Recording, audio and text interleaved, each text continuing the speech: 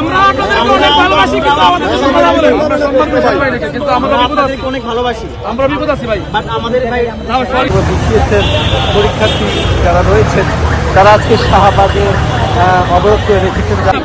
বৈষম্য ভাই, আমরা বৈষম্য করবো না, সবাই রাষ্ট্র নাগরিক, সবার একই অধিকার।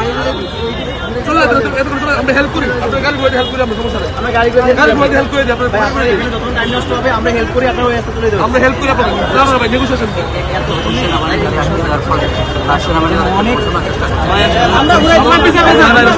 আপনাকে ঘুরানোর জন্য হেল্প করি, দুঃখিত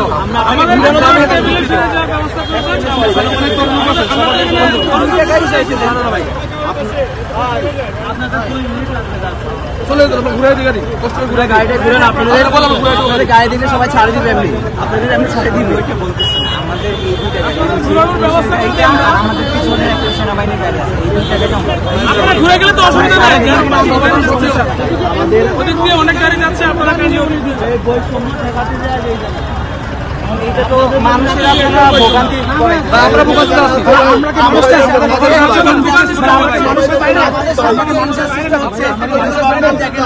ওদের স্বপ্ন পূরণে পাশে থাকতে পেরে আমরা গর্বিত। একটা রোড তো ক্লিয়ার করে আপনারা সারাদিন আন্দোলন করতে, আমরা তো 40টা দিন আমরা টেবিলে অনেকদিন নেগোসিয়েশন চেষ্টা করছি, সরকার আমাদেরকে এখানে বাধ্য করছে ভাই। আমরা ভাই বৈষম্য করবো না, আমরা হচ্ছে রাষ্ট্রীয় সম্পদ, আমরা বৈষম্য করবো না, সরকার বৈষম্য আমার সাথে করতেছে, আপনার সেনাবাহিনী সম্মান করি।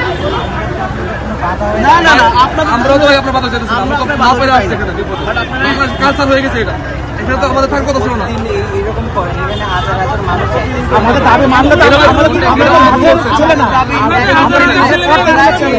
আমাদের দাবি মানলে আমরা কোর্ট টেবিলে ফিরে যাবো, আমাদের দাবি মানলে আমরা করে আমরা সরকার আমরা বলেছি, আপনারা বলেছেন আপনারা যদি চুজ করে বসান তাহলে আপনাদের সরকার আপনাদের কথা শুনে, এটা আপনারা বলেন সরকারকে, আপনার সরকার কাছে আছে, আমরা তো সরকারের লোক, আমরা তো আর এইভাবে বলতে পারবো না। দেখান না বললে আপনারা আমাদের আপনাদের গাড়ি আটকে দিচ্ছে, আপনাদের যান চলাচল বিঘ্নিত হচ্ছে, আপনাদের কাজে যেতে পারছেন, আপনারা বলেন, আপনারা সরকারকে বলেন।